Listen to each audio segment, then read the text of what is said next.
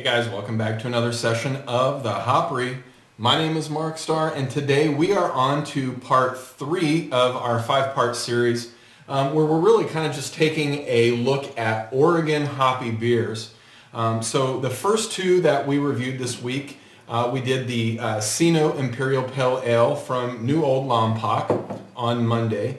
And then yesterday we took a look at the Laurelwood Workhorse IPA. Both of those, really good beers.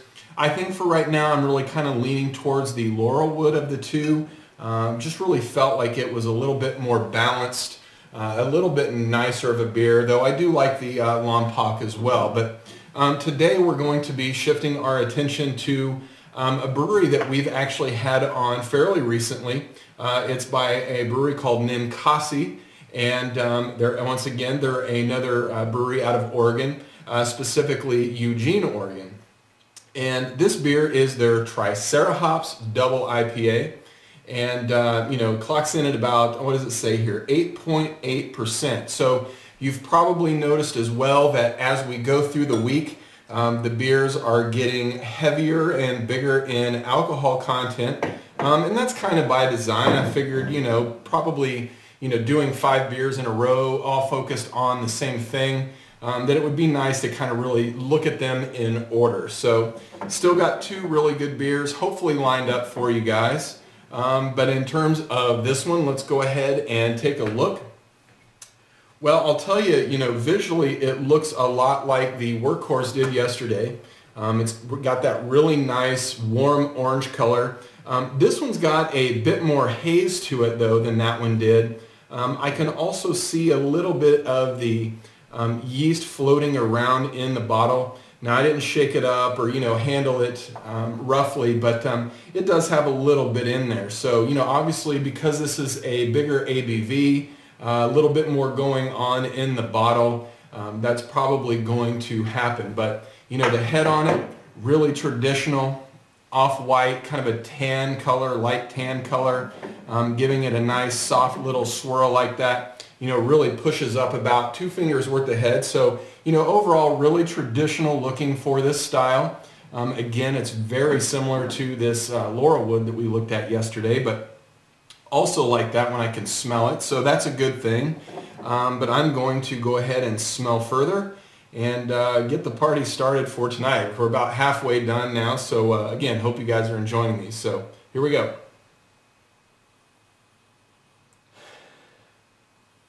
Okay, well it's smelling a lot like the Workhorse as well. These beers are very similar so far. I really get that sort of citrus character. I get a lot of pine. I do get a good amount of breadiness out of this one. You can tell that with these Northwest IPAs, they're a lot more malt driven. I know they're still considered West Coast, but a lot of your Pliny's and Ballast Points and things like that, they tend to be a lot lighter in color, but they also don't tend to be as malty either. But what I'm noticing about these beers from Oregon is that they really sort of mirror the ones that we get here in the Midwest, where those, malts are really kind of brought up a little bit to give it a bit of sweetness. So let's see what else we get in here. Maybe a little bit of peach, not so much on the mango end or pineapple, but really kind of a, an over-ripened peach on this one. So you get the peach, a little bit of citrus, like maybe orange, something like that, but really piney. The dank characters, the piney dank characters in these really are kind of predominant. So, well guys, here's another one. Cheers, and I'll let you know how it tastes.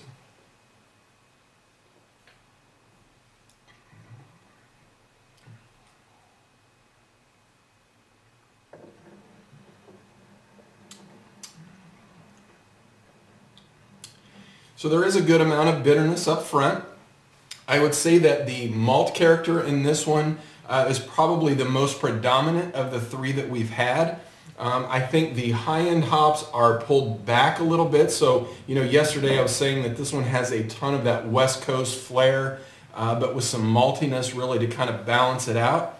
I think this one is pretty close to that, though I think the higher end, bittering hops and flavoring hops have been kind of pulled back a little bit. So I am getting a lot more of the sweet maltiness in this one. I'm getting that peach character on the taste big time though. And I really like that. You know, the peach and the mango and the pineapple, those three things specifically, I really like those in IPAs. And I especially think because those are, you know, sweeter fruits, that they really kind of pair with that maltiness a lot better than other beers. So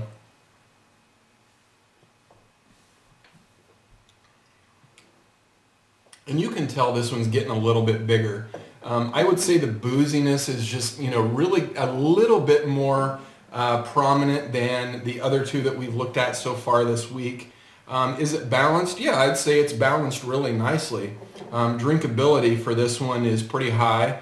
You know, if you're somebody who really likes the tongue-biting IPAs, I think you'll really like this one a lot. You know, but this is the second beer that we've had from this brewery.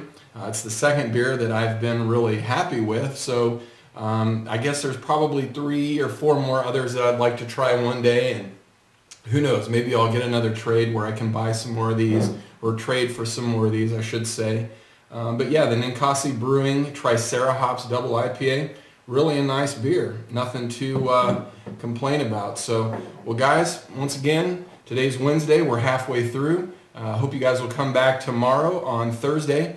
And finally on Friday, when we'll be doing a pretty special IPA, a different kind of IPA, one that we've, you know, had before, but a little bit different than the other 4 that we're going to have this week. So, well guys, thanks a lot. My name is Mark Starr, and until we get together next time, cheers.